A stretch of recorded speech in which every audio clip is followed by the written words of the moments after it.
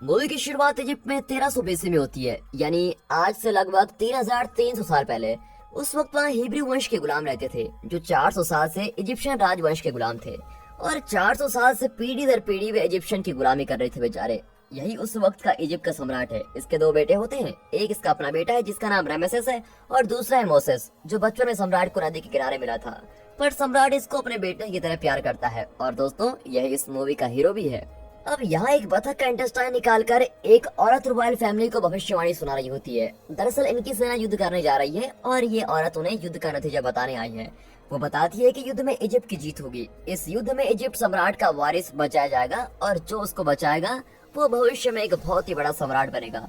ये सुनकर असली वारिस रामेसेस चिढ़ जाता है, क्योंकि भविष्यवाणी के अनुसार उसकी जान खतरे में है, और जो उसको बचाएगा वही सम्राट बनने वाला है। उसे लगता है कि मोसेस से ही उसे और उसकी पदवी को खतरा हो सकता है, इसलिए वो मोसेस से कहता है कि युद्ध में चाहे कुछ भी हो जाए तुम मेरे पास भी मत आना। इस औरत की भविष्यवाणी सच नहीं होनी चाहिए, और इस वादे के साथ वे हजारों सैनिकों के साथ रणभूमि की ओर चल पड़ते हैं। दुश्मन की सेना रणभूमि के पास एक जगह पर अपना पड़ाव लगाकर ठहरी होती है। इजिप्शियन का प्लान यह है कि बिना किसी चेतावनी के दिए वे दुश्मन के पड़ाव पर आक्रमण करके उनको वहीं खत्म कर देंगे। इनकी आहट सुनते ही दुश्मन चौकन्ने हो जाते हैं, लेकिन इससे पहले कि ये हथियार उठा सके, इजिप्ट की कई हजारों सैनिक घोड़ों पर हवा की रफ्तार से इन पर टूट पड़ते हैं और दुश्मन के सारे टेंट्स को तहस नहस करते हुए आगे बढ़ते हैं। इनकी तेज और तीरों की बौछार के आगे दुश्मन की सेना टिक ही नहीं पाती, और बड़ी तादाद में वहाँ पर लोग मारे जाते हैं। इस एक तरफा युद्ध में रामेसेस दुश्मन को मारता हुआ आगे बढ़ रहा है कि अचानक उसका सारथी नीचे गिर जाता है, लेकिन वो बड़ी खूबी के साथ रथ को संभाल लेता है और लड़ रहा होता है। अब दुश्मन के दो रथ उसके दोनों तरफ आ जाते हैं और रामेसेस बीच में फंस जाता है।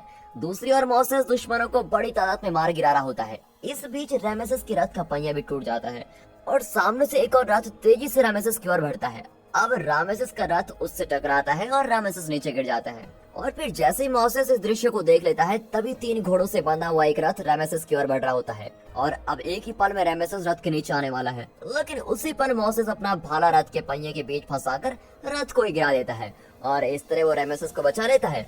इतने में रामेसेस संभल जाता है और फिर दुश्मन से खूब लड़ने लगता है, और फिर दुश्मन के हर सैनिक को खत्म करके इजिप्ट के वीर विजय की घोषणा करते हुए वहां से निकलते हैं और अपने राज्य में पहुंच जाते हैं। और इस तरह लोग इजिप्ट की जय जयकार करते हुए सैनिकों का स्वागत करते हैं। अब मोसेस सम्राट से मिलने जाता है, तो वो पूछता है, क्या रणभूमि में वैसा ही हुआ जैसे उस औरत ने बताया था? क्या तुमने मेरे बेटे रामेसेस की जान बचाई है? पर मोसेस झूठ कहता है कि वैसा कुछ भी नहीं हुआ। देखो बेटा, बाप से झूठ बोलना ठीक नहीं है, सच बताओ। फिर जाकर मोसेस सच कहता है कि रामेसेस की जान खतरे में थी और मैंने ही ऐन वक्त पर उसको बचाया। और तब सम्राट कहता है कि तुम सचमुच एक श्रेष्ठ वीर हो, इसलिए मेरे बाद मेरे बेटे रामेसेस की बजाय तुम्हें राजगद्दी मिलनी चाहिए। और फिर राज दरबार में एक चर्चा चल रही होती है। दरअसल वे राज्य में बड़ी बड़ी इमारतें बना रहे होते हैं, और इन्हें बनाने का काम इनके गुलाम यानी कि हिब्रूज कर रहे होते हैं। अब हिब्रूज की संख्या बहुत ही बढ़ गई थी, और उन्हें मैनेज करने के लिए एक वाइसराय को नियुक्त किया गया था, जिसका नाम हेगेप है। लेकिन हेगेप के बारे में कई शिकायतें आ रही थी, इसलिए वे फैसला करते हैं कि कई जासूसों को वहां जाकर उसकी असलियत का पता लगाना चाहिए। अब इस काम के लिए वे मोसेस को चुनते हैं। मोसेस उनकी बात मानकर उस शहर में जाते हैं जहाँ कंस्ट्रक्शन चल रही होती है। जरा दोस्तों इस जगह को तो देखिए, पता नहीं यहाँ सुरंग खोदी जा रही है या बड़े बड़े कुएं खोदे जा रहे हैं। 10 लाख से भी ज्यादा हिब्रूज यहाँ काम कर रहे होते हैं। अब मोसेस उनके बीच जाता है तो उसे सड़ी हुई लाश की बदबू आने लगती है। दरअसल गुलामों को इतनी बुरी हालत में रखा गया है कि उनके शरीर से ऐसी गंदी बू आ रही है। अब उनकी हालत और रहने की जगह को देखकर मोसेस बहुत ही तड़प उठता है। फिर वो हेगेप के महल में जाता है। दरअसल सरकार ने उसको एक साधारण सा घर बनाकर दिया था, लेकिन हिब्रूज का गलत इस्तेमाल करके उसने अपने लिए एक महल बनवा लिया है। और अब हेगेप से मोसेस को पता चलता है कि ये आदमी खुद को सिर्फ वाइसराय नहीं बल्कि इस इलाके का राजा समझता है। पर हेगेप कुछ भी मानने से इनकार कर देता है। फिर मोसेस उसको चेतावनी देता है कि तुम राजा नहीं, तुम एक वाइसराय हो। हिब्रूज गुलाम जरूर हैं, लेकिन इंसान हैं। उनसे हद से ज्यादा काम करवाना ठीक नहीं है, और मुझे तो तुम पर विश्वास ही नहीं है। मैं खुद ही हिब्रू से जाकर मिलता हूँ और फिर पता करता हूँ कि तुम्हारी कहानी क्या है। अगली सुबह वो हिब्रू के मोहल्ले में जाता है, और वहाँ जोशुआ नाम का एक हिब्रू को मार रहे होते हैं, लेकिन वो तड़पने के बजाय हंस रहा होता है। मोसेस कहता है कि इतना दर्द झेलकर जो हंस रहा है उसको मारने का क्या फायदा, छोड़ दो उसको। और इस तरह मोसेस जोशुआ की जान बचा लेता है। हिब्रूज के छोटे छोटे ग्रुप होते हैं, जिनके कुछ सरदार भी होते हैं, और उस इलाके के सरदार को बुलाकर मोसेस पूछता है कि आप लोगों की असली समस्या क्या है, मुझे बताइए, मैं उसका हल करने के लिए बिल्कुल तैयार हूँ। वो कुछ बातें बताता है, लेकिन ऐसा लगता है कि वो कुछ बातें खुलकर नहीं बता पा रहा है। ऊपर से वहाँ हेगेप के आदमी भी होते हैं। पर मोसेस ज्यादा जोर देकर नहीं पूछता और अपनी रिपोर्ट तैयार करने के लिए चला जाता है। फिर लौटते वक्त जोशुआ उसको रोक लेता है कि आप हमारे सरदार से अकेले में बात कीजिए, तभी जाकर वो आपको सच बताएंगे। अब मोसेस हेगेब के खिलाफ रिपोर्ट लेकर सरदार से मिलने जाता है और अपने साथियों को बाहर रोककर वो अकेला अंदर जाता है। वहाँ कुछ हिब्रूज और उनका सरदार होता है और फिर सरदार बताता है कि हिब्रूज की असली हालत कैसी है और एक बहुत ही बड़ा सच उसके सामने रखता है जो मोसेस ने बिल्कुल भी एक्सपेक्ट नहीं किया था। दरअसल सम्राट और राज परिवार के लोग समझ रहे थे कि मोसेस इजिप्ट के किसी वंशज का बेटा था जिसे नदी के किनारे छोड़ दिया गया था, इसलिए सम्राट ने उसे अपने बेटे की तरह पाल पोस कर बड़ा किया। लेकिन यहाँ सरदार बताता है कि मोसेस एक इजिप्शियन नहीं बल्कि हिब्रूज का वंशज है। वो कहता है तुम्हारे माँ बाप हिब्रूज हैं, हिब्रूज को यहाँ से बचाने के लिए ही तुमने जन्म लिया है। मोसेस को उसकी सारी बातें झूठी लगती है और वह गुस्से में वहाँ से चला जाता है। लेकिन हिब्रूज के बीच दो गद्दार होते हैं जो सरदार की बातें सुन लेते हैं। वे सीधे जाकर वाइसरॉय हेगेब को सच बता देते हैं और बदले में इनाम मांगते हैं। लेकिन हेगेब कहता है कि मैं तुम दोनों को जिंदा छोड़ रहा हूँ और यही तुम्हारे लिए सबसे बड़ा इनाम है। अब न जाने हेगेब करने क्या वाला है। तब मोसेस को खबर मिलती है कि सम्राट बहुत ही बीमार है, इसलिए वो तुरंत जाकर सम्राट से मिलता है और बताता है कि हेगेब हिब्रूज पर कैसे अत्याचार कर रहा है। ऊपर से वो खुद को सम्राट समझ रहा है और हमारे पैसों से उसने खुद का महल भी बनवा लिया है। उसको हटाकर किसी काबिल और नेक वाइसरॉय को अपॉइंट करना होगा। इसलिए वो सुझाव देकर वहाँ से चला जाता है। लेकिन बदकिस्मती से उस रात को ही सम्राट की मौत हो जाती है और अब रामेसेस सम्राट बन जाता है। हेगेब रामेसेस से मिलने आता है और उसको देखकर मोसेस बहुत ही आग बबूला हो जाता है और कहता है कि हम तुम्हें वाइसरॉय की पदवी से हटाने वाले हैं। इजिप्ट को तुम जैसे बेईमानों की जरूरत नहीं है, तुम अभी यहाँ से निकल जाओ। लेकिन हेगेब कहता है कि मैं तुमसे नहीं बल्कि इजिप्ट के नए सम्राट से अकेले में बात करना चाहता हूँ। और फिर रामेसेस सभी को बाहर भेज देता है, यहाँ तक कि मोसेस को भी बाहर भेज देता है। फिर अकेले में हेगेब उसको सच बता देता है कि मोसेस इजिप्ट के वंशजों का बेटा नहीं बल्कि हिब्रू वंश का है। इस राज्य पर उसका कोई अधिकार नहीं है। अब उसके जाने के बाद रात को दोनों भाई डिस्कस कर रहे होते हैं। रामेसेस पूछता है कि क्या तुम सच में हिब्रू हो? मोसेस कहता है कि तुम उस बेईमान की बात पर विश्वास करते हो? मैंने उसकी पोल खोलने की कोशिश की, इसलिए वो मेरे बारे में ऐसी अफवाह फैला रहा है। लेकिन रामेसेस मानने वाला नहीं था और कहता है कि मैं सच्चाई जानकर ही रहूंगा। फिर वो अपनी माँ रानी टूया से पूछताछ करता है तो वो बताती है कि जिस नदी के किनारे हमें मोसेस मिला था वहीं 10 साल की एक छोटी लड़की भी मिली। मोसेस के साथ हम उस लड़की को भी अपने साथ लेकर आए थे। वो और कोई नहीं मिरियाम है जो मेरी देखभाल करती है। अब रामेसेस मिरियाम को बुलाकर पूछता है कि क्या तुम मोसेस की बड़ी बहन हो और क्या तुम दोनों हिब्रूज हो? मिरियाम नाम में जवाब देती है और रामेसेस उसको धमकाता है कि सच सच बता दो वरना तुम्हारे हाथ काट दूंगा। चाहे आप मेरी जान ही क्यों न ले ले, सच तो यही है कि वो मेरा भाई है ही नहीं और न ही मैं हिब्रू हूँ। लेकिन रामेसेस को विश्वास नहीं होता और वो तलवार उठाकर उसका हाथ काटने वाला होता है कि तभी मोसेस की तलवार उसको रोक लेती है। अब मोसेस चिल्लाता है कि हाँ मैं हिब्रू हूँ। फिर क्या, उसे कारागार में बंद कर दिया जाता है। अब रानी टूया उससे कहती है कि अगर मोसेस हिब्रू है तो उससे तुम्हारी जान को खतरा है, तुम्हें उसको मृत्यु दंड देना ही होगा। लेकिन रामेसेस इनकार करते हुए कहता है कि मैंने उसकी आंखों में झूठ नहीं देखा, सिर्फ मिरियाम की जान बचाने के लिए उसने ऐसा कहा है और मुझे लगता है कि वो खुद भी नहीं जानता कि वो किस वंश का है। जो एक नौकरानी की जान बचाने के लिए खुद को हिब्रू बनने को तैयार है, ऐसे अच्छे आदमी को मैं मौत के घाट कैसे उतार सकता हूँ? लेकिन फिर भी तुम्हारी तसल्ली के लिए मैं उसको देश से निकाल देता हूँ। और इससे रामेसेस मोसेस को इजिप्ट से निकाल देता है और मिरियाम को भी किसी दूसरे देश भेज देता है। राजमहल की एक और औरत जिसने बचपन में मोसेस की देखभाल की थी उसे भी रामेसेस देश निकाला दे देता है। अब जाने से पहले मोसेस उन दोनों से विदा लेता है और एक घोड़े पर देश से बाहर चला जाता है। रास्ते में वो देखता है कि घोड़े पर रखी हुई चीजों के साथ उसकी एक पसंदीदा तलवार भी होती है। अब वो हैरान है कि ये तलवार यहाँ रखी किसने। वो कई दिन रेगिस्तान में गर्मी में तूफान और ठंड के बीच भटक रहा होता है। अब एक दिन दो आदमी उसे खत्म करने के इरादे से उसके पास जाते हैं, लेकिन उस तलवार से वो उन दोनों को मार डालता है और अगर ये तलवार नहीं होती तो मोसेस तो जरूर मर जाता। इस बीच उसका घोड़ा थकान के मारे बीमार पड़ जाता है और जल्दी मर भी जाता है। लेकिन जो आदमी मोसेस को मारने आए थे उनके घोड़े ठीक ठाक होते हैं और उनके ऊपर खाना और पानी भी होता है और मोसेस उन दोनों घोड़ों को लेकर वहाँ से चल देता है और फिर वो एक गांव में पहुँचता है। वहाँ उसे जिप्रोवा नाम की एक लड़की मिलती है जो भेड़ बकरियां चरा रही होती है और उसको देखते ही मोसेस को प्यार हो जाता है और वो जल्दी उसके पिता से उसका हाथ मांग लेता है। और फिर दोस्तों वक्त के साथ उनकी शादी हो जाती है और अपनी सीधी सादी जिंदगी में बहुत ही खुश रहते हैं। वहाँ रामेसेस सम्राट बनते ही अपने नखरे शुरू कर देता है। वो अपने एक बहुत ही बड़ी मूर्ति बनवा रहा होता है और कहता है कि हिब्रू से बहुत ही जल्दी काम कराओ, अगर काम जल्दी नहीं होता तो उनको मार डालो।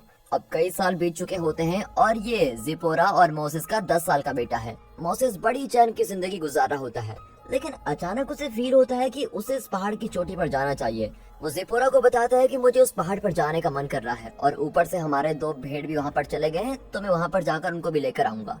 तब बारिश होने लगती है और ढलाव में गीली मिट्टी नीचे की ओर सरकने लगती है। अब मोसेस बुरी तरह से फंसकर मिट्टी के नीचे दब जाता है। तब पास ही में एक हरा भरा पेड़ जलने लगता है। ये कैसा अजूबा है भाई, जो बारिश के बीच हरा भरा पेड़ जल रहा है। तभी पास में एक छोटा सा लड़का भी होता है जो ज्ञानियों जैसी बात करता है। दरअसल ये छोटा लड़का नहीं बल्कि हिब्रूज का भगवान है। वो कहता है कि मेरे लोग बड़ी मुसीबत में हैं और मैं उन्हें बचाना चाहता हूँ। मुझे तुम्हारी जरूरत है, लेकिन एक भेड़ चराने वाले के रूप में नहीं, बल्कि तुम्हारे पुराने रूप में जब तुम वीर थे। और मुझे तुम्हारे जैसे एक काबिल वीर की जरूरत है जो मेरे लोगों को आजादी दिला सके। क्या तुम मेरे साथ दोगे? मोसेस का सर चकराने लगता है कि ये क्या रहा है, और जब वो आंखें खोलता है तो अपने घर में होता है, क्योंकि गांव के लोग उसको पहाड़ से उठा लाए थे। जिपोरा उसके हाथ पैर में मरहम लगाती है और मोसेस कहता है कि मैंने भगवान को देखा था और उन्होंने मुझे कोई काम सौंपा है। लेकिन जिपोरा सोचती है कि उसने कोई सपना देखा होगा, इसलिए वो ऐसी बातें कर रहा है। फिर एक दिन अचानक वो जिपोरा से कहता है कि मुझे भगवान ने एक जरूरी काम दिया है जिसको पूरा करने के लिए मुझे यहाँ से जाना होगा। जिपोरा उसको मना करती है, लेकिन फिर भी उसको जाने देती है। मोसेस जिपोरा और अपने बेटे को छोड़कर वहाँ से चला जाता है और सीधे उसी शहर में पहुँचता है जहाँ लगभग 10 साल पहले वो हिब्रूज से मिला था। वो देखता है कि किसी बीमार के कारण बड़ी तादाद में हिब्रूज मर रहे हैं और मरे हुए लोगों को आग में फेंका जा रहा है। फिर वो हिब्रूज के सरदार की झोपड़ी में जाता है। लगता है वहाँ हिब्रूज मोसेस का इंतजार कर रहे थे। वे बहुत ही खुश होते हैं कि कम से कम अब तो तुम्हें हमारी बात पर विश्वास हुआ है, अब तुम ही हमको बचा सकते हो। फिर वहाँ एक आदमी आता है और सरदार बताता है कि यही तुम्हारा असली भाई है जो तुम्हारे हिब्रू माँ बाप का दूसरा बेटा है। और यहाँ रेमेसेस का पहला बेटा पैदा होता है। अब उसको सुलाकर वो तबीले में जाकर अपने घोड़ों को देख रहा होता है। अचानक उसकी गर्दन पर कोई तलवार रखता है और मोसेस को देखकर रेमेसेस बिल्कुल चौंक जाता है। मोसेस पूछता है कि हिब्रू पर इस तरह अत्याचार क्यों कर रहे हो और कितने सालों तक तुम हिब्रूज को गुलाम बनाकर रखोगे, उन्हें आजाद करो। इस पर रेमेसेस कहता है कि 10 लाख से ज्यादा गुलामों को आजाद कर दिया तो इजिप्ट की आर्थिक स्थिति एकदम खराब हो जाएगी, इसलिए मैं ऐसा नहीं कर सकता। फिर मोसेस कहता है कि यहाँ से जाने के बाद मुझ पर 2 आदमियों ने हमला किया था, क्या मुझे खत्म करने के लिए तुमने उनको भेजा था? नहीं मोसेस, मैंने किसी को नहीं भेजा, लेकिन तुम्हारे घोड़े पर वो तलवार मैंने छुपा कर रखी थी ताकि तुम अपनी रक्षा कर सको, और तुम वही तलवार मेरी गर्दन पर रख रहे हो। ये सुनकर मोसेस तलवार हटा देता है। सच तो यह है कि मोसेस को खत्म करने के लिए रेमेसेस की माँ रानी टूआ ने ही 2 आदमियों को भेजा था, लेकिन रेमेसेस को इस बात का पता चल गया था और उसने मोसेस की रक्षा के लिए उसके घोड़े पर एक तलवार रख दी थी। मोसेस भले ही उसका अपना भाई ना हो और शायद हिब्रू हो, लेकिन फिर भी रेमेसेस चाहता है कि मोसेस सही सलामत रहे। वो कहता है कि मोसेस, हम दोनों एक साथ रहे, खेले और यहीं पर बड़े हुए, मैं तुम्हारी जान कैसे ले सकता हूँ? भाई इसे कहते हैं भाईचारा। वो सब तो ठीक है मेरे भाई, लेकिन जल्द से जल्द हिब्रूज को आजाद करो। गुलामी के दिन खत्म हो चुके हैं और अगर तुमने जल्दी कोई फैसला नहीं लिया तो मुझको करना पड़ेगा। अब इस तरह से मोसेस चेतावनी देकर वहाँ से चला जाता है। अब अगले दिन राज दरबार में रामेसेस सबकी खबर लेता है कि आप लोग दिन भर करते क्या है। मोसेस फिर से इजिप्ट के अंदर आ चुका है और वो जहाँ भी है उसको ढूंढो और तुरंत खत्म कर दो, और अगर उसका कोई परिवार भी है तो उन्हें भी खत्म कर दो। अब उसके सैनिक हिब्रूज के बीच मोसेस को ढूंढने लगते हैं, लेकिन मोसेस और उसके साथी सुरंग में छुपे होते हैं। सैनिक कई हिब्रूज को मार डालते हैं, लेकिन फिर भी रामेसेस को तसल्ली नहीं होती। वो ऑर्डर देता है कि जब तक मोसेस न मिल जाए तब तक रोज एक हर्बी परिवार को फांसी पर चढ़ा दिया जाएगा, और अगर मोसेस को हर्बी उसकी जान प्यारी है तो वो खुद अपने आप को हमारे हवाले कर दे। अब रोज एक हर्बी परिवार को फांसी दी जाती है, पर दूसरी ओर मोसेस अपने साथी हर्बीज को स्वतंत्र वीर बना रहा होता है। वो उनको तलवार से युद्ध करना और तीर चलाना सिखाने लगता है। और अब गुलामी के खिलाफ बगावत होती है। मोसेस और उसके साथी रात के अंधेरे में सारी फसलों को बिगाड़ देते हैं। बाहर से आने वाले कपड़ा, पदार्थ, धन दौलत सबको खराब कर देते हैं। वो ऐसी स्थिति पैदा कर देते हैं कि इजिप्ट के नागरिक दाना पाने के तरस जाएं, और अगर सम्राट हमारी बात नहीं मानता तो कम से कम अपनी प्रजा की बात तो मानेगा ही, और अगर हम उनका जीना हराम कर देंगे तो वे अपने सम्राट पर जोर डालेंगे कि हर्बीज को आजाद कर दो और हमको चैन से जीने देंगे। लेकिन ये सब इतनी जल्दी होने वाला कहाँ था। तब हर्बीज का भगवान मोसेस से कहता है कि तुमने जी जान से कोशिश की पर शायद बगावत से काम नहीं होगा, अब देखो मैं क्या करता हूँ। ये कहकर हर्बीज का भगवान नाइल नदी के मगरमच्छों को बहुत ही ताकतवर बना देता है और वे आवेश में आकर सारे जहाजों पर टूट पड़ते हैं। जहाज के सभी इजिप्शियन को मार डालते हैं। इतना ही नहीं, नाइल नदी की सारी मछलियां खुद ही मर जाती हैं और उनके खून से नदी का सारा पानी एकदम लाल हो जाता है। वे खून से भरे पानी को साफ करने की बहुत कोशिश करते हैं, लेकिन सफल नहीं हो पाते। फिर चारों ओर से हजारों मेंढक वहाँ जाते हैं। यहाँ रानी टूया सो रही होती है और उस पर भी हजारों मेंढक कूद पड़ते हैं। रेमेसेस की कुछ समझ ही में नहीं आता कि करूँ क्या और यहाँ पर हो क्या रहा है, लेकिन वो फिर भी अपनी जिद पर अड़ा हुआ रहता है। और अब कोई रास्ता न पाकर भगवान अपना अगला हथियार इन पर छोड़ते हैं, और वो है लाखों करोड़ों टिड्डियाँ जो पूरे इजिप्ट की फसल, खाने पीने की चीजें सब कुछ बर्बाद करके रख देते हैं, और उनके काटने से बहुत सारे लोग भी मर जाते हैं। अब राज दरबार की इमरजेंसी मीटिंग बुलाई जाती है। ये देखिए, टिड्डियों से बचने के लिए सर पर पर्दा डालकर ये लोग कैसे बैठे हुए हैं।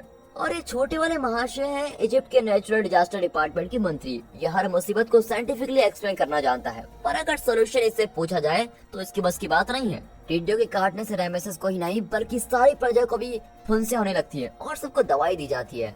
अब रेमेसेस अपना पूरा गुस्सा हर्बियस पर उतारता है और ऑर्डर देता है कि आज से तुम लोग 10 घंटे की बजाय 20 घंटे काम करोगे। इस पर हर्बियस और भी ज्यादा भड़क जाते हैं। अब एक दिन अचानक रामेसेस का सबसे प्यारा घोड़ा मर जाता है। फिर राज्य की भेड़ बकरियां भी अचानक मरने लगती हैं। रामेसेस फिर से चोटी वाली की सलाह लेता है और इस तरह जानवरों के मरने के कारण पूछता है, लेकिन चोटी वाला मंत्री ठीक से जवाब ही नहीं दे पाता और गुस्से में रामेसेस उसको भी फांसी की सजा दे देता है।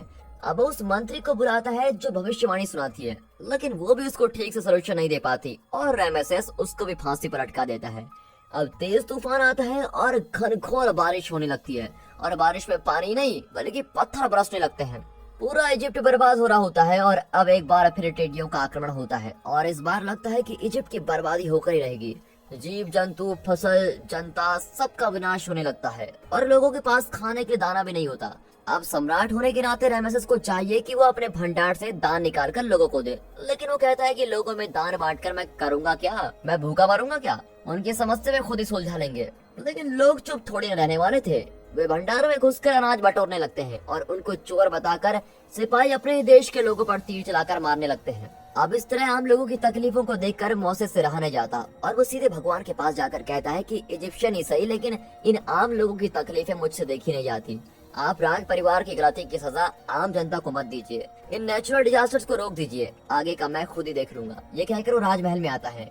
सिपाही डर के मारे उसको कुछ भी नहीं कहते और रामेसेस से मिलने देते हैं और मोसेस को देखते ही रामेसेस अपनी तलवार निकालता है, लेकिन मोसेस कहता है कि मैं तुमसे मिलने निहत्था आया हूँ। मैंने भगवान से सब कुछ रोक देने के लिए कहा है। तुम्हें और तुम्हारी जनता को मैं तकलीफ नहीं पहुंचाना चाहता।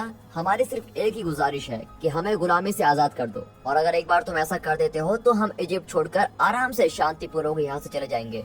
हमें सिर्फ अपनी आजादी चाहिए और कुछ भी नहीं। पर इतना कुछ हो जाने के बाद भी रामेसेस उन्हें आजाद करने से मना कर देता है और मोसेस उसको समझाता है कि अब तक इजिप्ट में जो विनाश हुआ वो हर्बियस के भगवान ने किया है। मैं तुम्हें एक आखिरी मौका देना चाहता हूँ, लेकिन भगवान ने मुझे बताया है कि अगर तुम नहीं मानते तो उनका अगला कदम इतना खतरनाक होगा, इतना विनाशकारी होगा कि तुम सोच भी नहीं सकते। अपने बारे में ना सही, अपने लोगों की भलाई के बारे में तो सोचो। अब रामेसेस कहता है कि मैं तुम्हारे भगवान से नहीं डरता, हट जाओ यहाँ से। और अब मायूस होकर मोसेस लौट जाता है और अपने कुछ हर्बियस साथियों को बुलाकर भगवान की वाणी उनको सुनाता है। इजिप्ट में बहुत ही बड़ा सर्वनाश होने वाला है और अगर हमें उस विनाश से बचना है तो अपने भेड़ों को काटकर उनके खून से अपने घरों के दरवाजे को रंग दो, तभी हम और हमारे बच्चे उस विनाश से बच सकेंगे। अब सारे हर्बियस वैसा ही करते हैं। उस रात पूरे राज्य में सन्नाटा होता है और मोसेस सोचता है कि आज ये जगह कितनी शांत लग रही है, मुझे कोई विनाश आता क्यों नहीं दिखता। लेकिन वहाँ इजिप्ट के हर परिवार के सबसे बड़े बच्चे एक एक करके मर जाते हैं। रामेसेस का एक ही बेटा होता है और वो भी मर जाता है। यही है वो विनाश जिसकी चेतावनी भगवान ने दी थी। और अब वे सब अपने बच्चों को उठाकर हर्बियस के पास जाते हैं। रामेसेस बिलख कर रोते हुए कहता है कि इजिप्ट के हर परिवार का एक बच्चा कल रात मर गया। मोसेस उससे कहता है कि हमारे हर्बी वंश का एक भी बच्चा मरा नहीं है और इससे ये साफ जाहिर होता है कि भगवान हमारे साथ है। कम से कम अब तो गुलामी से आजाद कर दो। अपने बेटे को खोकर रामेसेस बहुत ही मायूस और कमजोर महसूस करता है। उसे अंदाजा हो जाता है कि हर्बियस को यहाँ गुलाम बनाकर रखना ठीक नहीं है, इसलिए वो हर्बियस को आजाद करने का हुक्म देता है और इस तरह 10 लाख से भी ज्यादा हर्बियस गुलामी से आजाद होकर एक ही दिन में इजिप्ट छोड़कर घोड़ों पर, बैलगाड़ियों पर और पैदल चलकर जाने लगते हैं। 10 लाख लोगों का एक ही दिन में निकलना कोई आसान बात तो है नहीं और इस तरह राज्य की सारी सड़कें हर्बियस से भर जाती हैं। वो जितना हो सकता था उतना सामान बटोरकर जल्द से जल्द वहाँ से जाने लगते हैं, क्योंकि उनको डर होता है कि रामेसेस अचानक अपना फैसला न बदल दे। अब यहाँ रामेसेस अपने बेटे का अंतिम संस्कार कर रहा होता है, पर उस काम को पूरा करते ही न जाने उसके दिमाग में क्या आता है। वो हुक्म देता है कि सेना को तैयार करो, हमें अभी सारे हर्बियस पर हमला करना है और सभी को खत्म करना है। जिन लोगों ने हमारे मासूम बच्चों की जान ली उनको मैं जिंदा कैसे छोड़ सकता हूँ। पर अंतिम संस्कार पूरा होते होते 3 दिन लग जाते हैं और 3 दिनों में हर्बियस काफी दूर निकल चुके थे। फिर भी रामेसेस और उसकी सेना तेजी से घोड़ों पर उनका पीछा करने लगते हैं और अब इजिप्शियन सेना और हर्बियस के बीच की दूरी सिर्फ 100 किलोमीटर की होती है। एक जगह पर मोसेस के आगे 2 रास्ते होते हैं। एक पहाड़ों के बीच का रास्ता है जो काफी बड़ा है, वे आसानी से अपने घोड़े और बैलगाड़ियों को ले जा सकते हैं, लेकिन दूसरा पहाड़ों पर चढ़कर जाने वाला होता है जो बहुत ही मुश्किल साबित होगा। पर मोसेस घबराता नहीं है और बड़े कॉन्फिडेंस के साथ पहाड़ों के ऊपर का पथरीला रास्ता चुनता है। वो जानता है कि जिस तेजी से इजिप्शियन के लोग उनका पीछा कर रहे हैं वे जल्दी हरबियस तक पहुंच जाएंगे और उनको खत्म कर देंगे। इसीलिए वो अपने लोगों से कहता है कि हमें पहाड़ के पथरीले रास्ते पर चलना होगा जहाँ इजिप्शियन के घोड़े और रथ नहीं आ सकते। उस रास्ते पर जाना हरबियस के लिए बहुत ही मुश्किल साबित होता है, लेकिन उन्हें मोसेस पर पूरा विश्वास है और उसकी बात को वे भगवान की बात मानकर उसके ऊपर विश्वास करने लगते हैं। और फिर कुछ घंटों के बाद ही रामेसेस उसी जगह पर पहुंच जाता है तो देखता है कि वहाँ हरबियस के बैलगाड़ियां खड़ी है।